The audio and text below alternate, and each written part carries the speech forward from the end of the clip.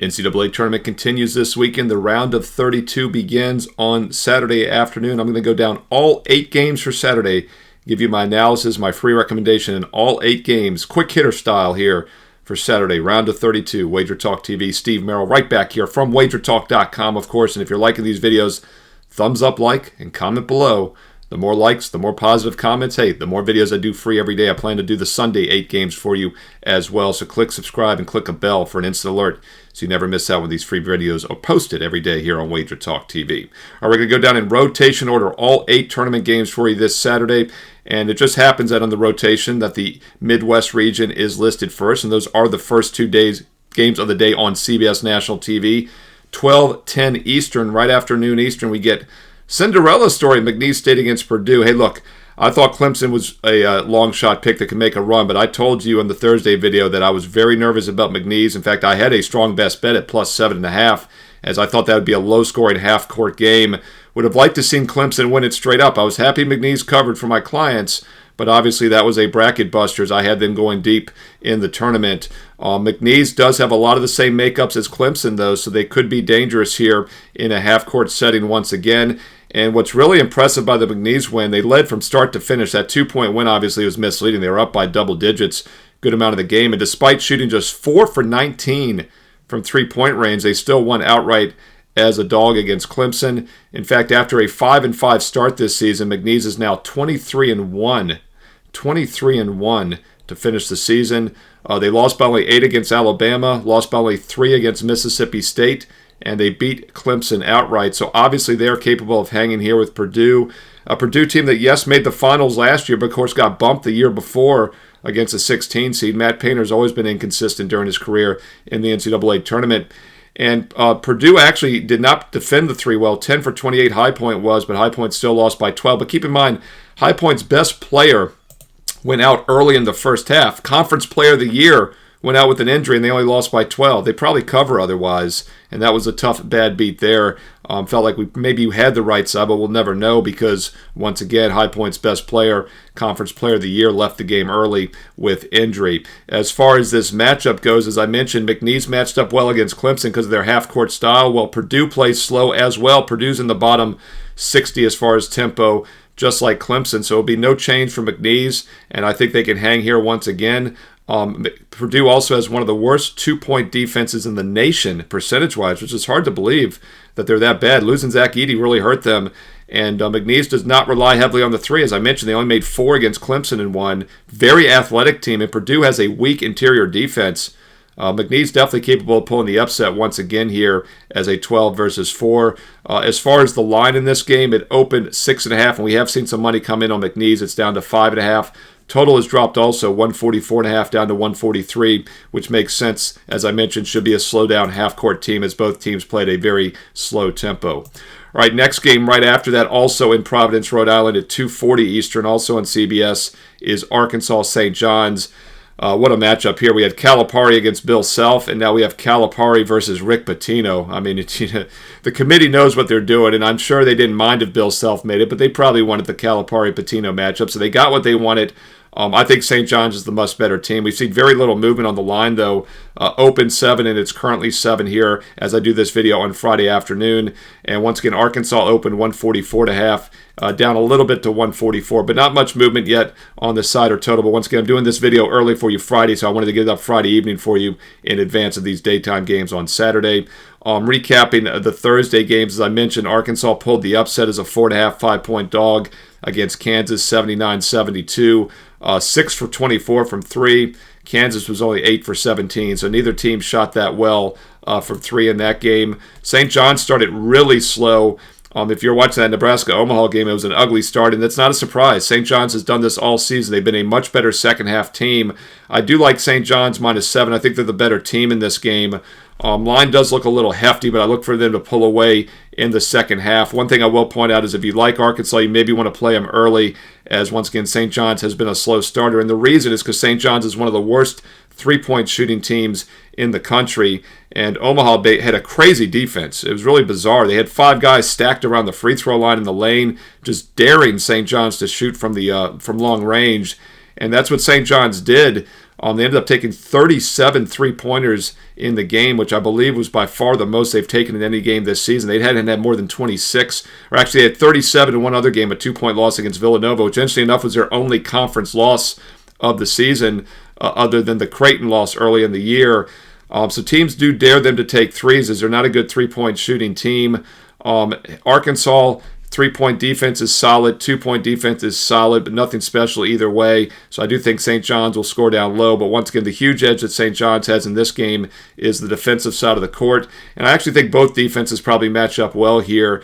So it could be a lower scoring game than expected. And once again, if you like Arkansas or St. John's, you might want to consider a first or second half play, as St. John's has been much better in the second half of games this season.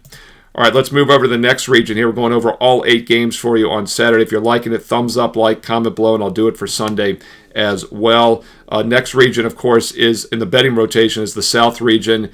Both of these games are on the nighttime card at 7 and 9 Eastern. These taking place in Lexington, Kentucky. Louisville's been bumped, so they no longer have the in-state advantage because Creighton took care of them rather easily, jumped out on them. Creighton, not one of the better offensive teams in the tournament, but they just know how to win. 5 straight years. They're one of only 5 teams that have won a tournament game in 5+ straight years now. Obviously a well-coached team each and every year with Greg McDermott, but I think this edition is down a notch, and Auburn is a really good team. I rated Auburn, Florida, and Duke as the 3 best teams in the country coming into the tournament. Auburn lost 3 out of 4 to finish the regular season, including the conference tournament lost their last 2 to finish the regular season and lost in the conference tournament, so they'd come in on a 1-3 slide. And they actually started a little sloppy against Alabama State. They were only up by 10 at halftime as a 20-point first-half favorite. Never came close to covering the 32. Alabama State did have a little bit of momentum, I think, from the play-in round, and Auburn just kind of overlooked them. Won each half by exactly 10 points, kind of coasted, nothing special. I think they will wake up here against Creighton. As far as the matchup goes in this game, both teams are good defensively, but Auburn is much better defensively, and they also have the offensive edge. Creighton lives by the three-point shot, but Auburn has the 5th best three-point defense in the nation, allowing just 29%. So once again, if Creighton hits threes like they did against Louisville, where they were 11 for 24, they'll have a chance. I don't think that's likely to continue, especially against the 5th best three-point defense in the country. Looks like a good matchup and should be a focus spot for Auburn, as they didn't really play well against Alabama State and had lost 3 of the previous 4. If you're going to play it, I would lay it with the Auburn Tigers. This line opened 10, by the way, and it's down to 9. The reason? Early consensus numbers show that Creighton might be the most public dog on Saturday. So once again, red flag alert. Creighton looks like a public underdog. This line has dropped from 10 down to 9. I like the adjusted line value with Auburn -9. Total open 150.5 up to 151. Not a lot of movement there. But once again, Creighton looks like a public dog, maybe the most public dog on the board Saturday. And I think this would be one that you want to fade. All right, let's keep it rolling here as we're almost halfway through the South region. We're going to look at the late game at 9:40 Eastern, UCLA and Tennessee. Once again, this in Lexington, Kentucky. So it should be a little bit of a home court edge for Tennessee. They'll travel well once again. UCLA was the best bet for my clients on Thursday night, laid the 5, and Mick Cronin's crew never in doubt. 25-point blowout of Utah State. They were a choppy team down the stretch. They actually finished just 6-4 in their final 10 games, including that loss to Wisconsin in the Big Ten tournament the week prior. However, I thought that served them well against Utah State. It was a real wake-up call, and they've definitely played better down the stretch. After starting the season just 2-4 in the conference, they finished the regular season on an 11-3 run in the Big Ten. So they are playing good basketball. No shame in losing to Wisconsin. They took care of Utah State as I thought they would. Tennessee's a really good team. You just got to wonder if they might be running a little low in the tank here after that extended run in the SEC tournament last week, the hardest conference tournament probably in history. Go to the finals, lose to Florida. Really were never tested against Wofford, who wasn't a good team. That was a good matchup for them on Thursday. But they're now taking a huge step up in class here against UCLA, to say the least. Against Quad 1A teams this year, they were just 7-6, just 11-7 against Quad 1s other than that, and they were just 18-13 against all Quad 1 teams. So Tennessee is definitely beatable this season if you look at those numbers.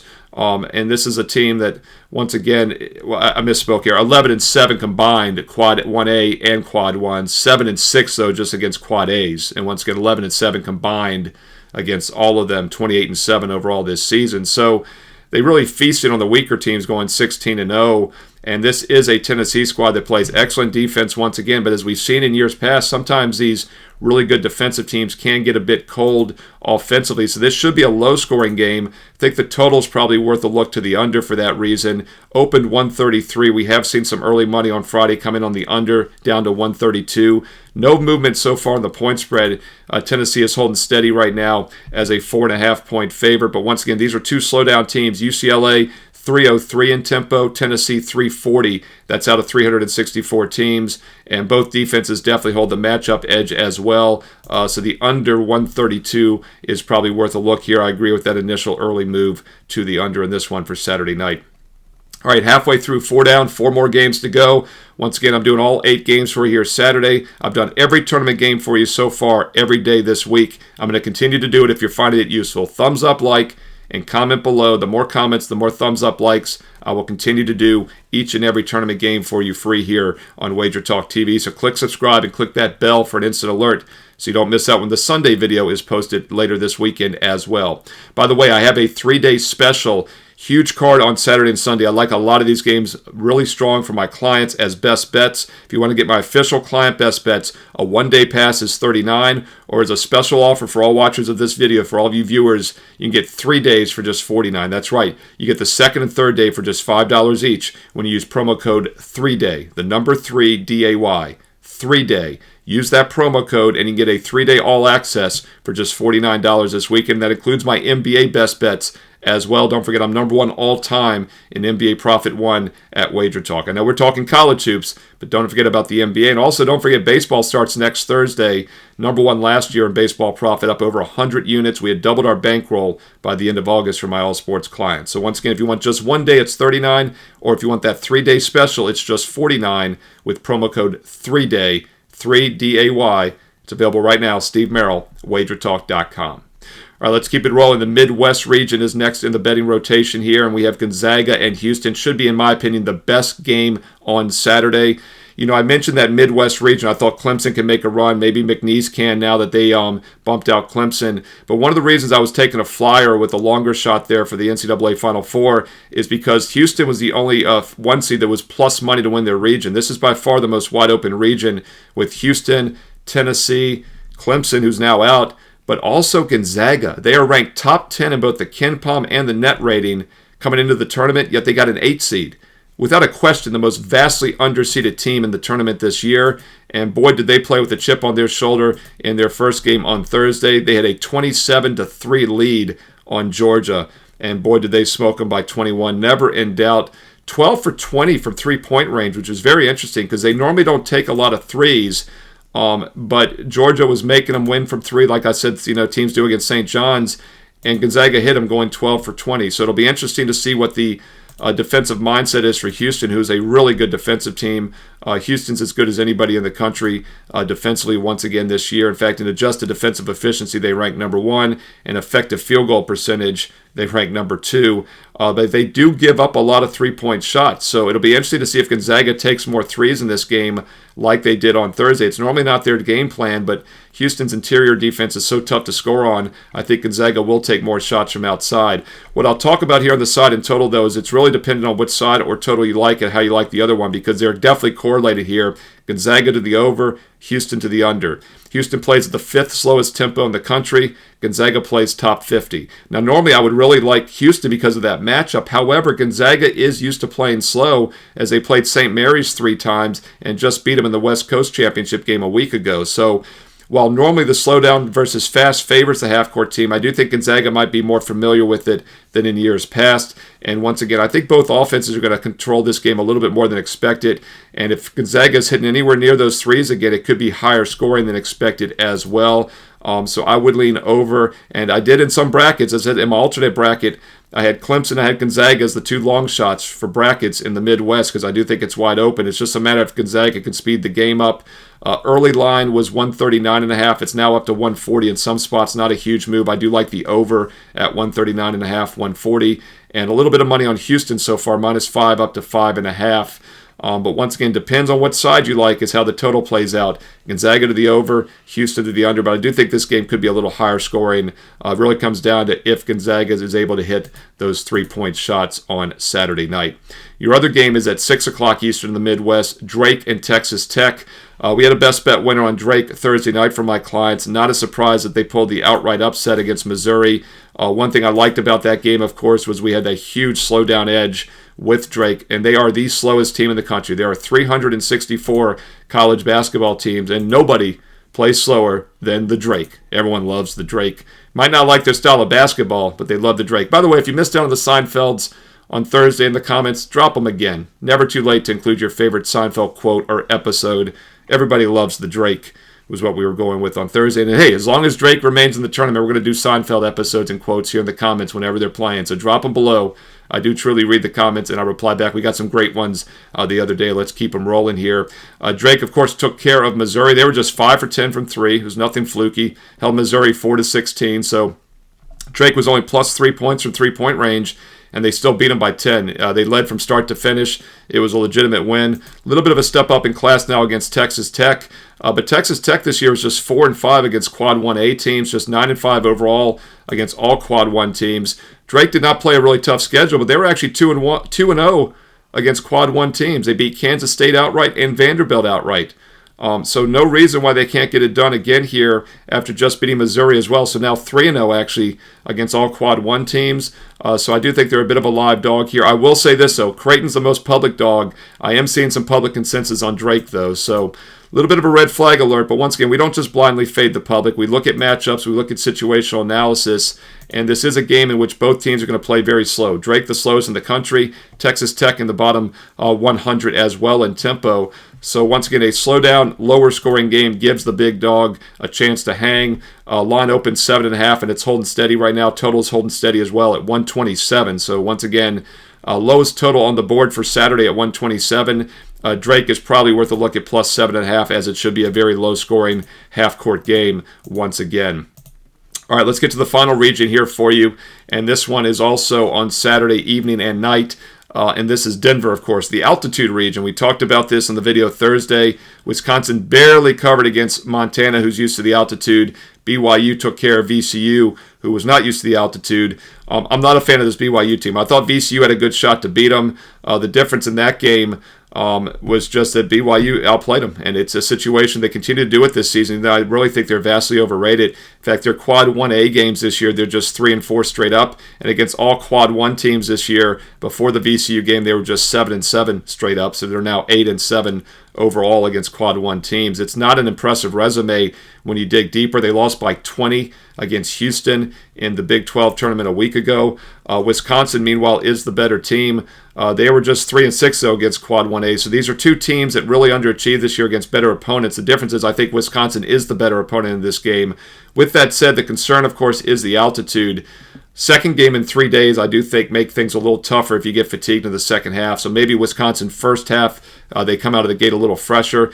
Two ways to look at it. They have been here for most of the week. They've been shooting around for several days. They have a game under their belt. So the altitude might be less of an issue now than it was against Montana, and maybe it's less now against BYU, but it is a quick turnaround, just 1 day to prep and prepare. We'll see how Wisconsin handles it.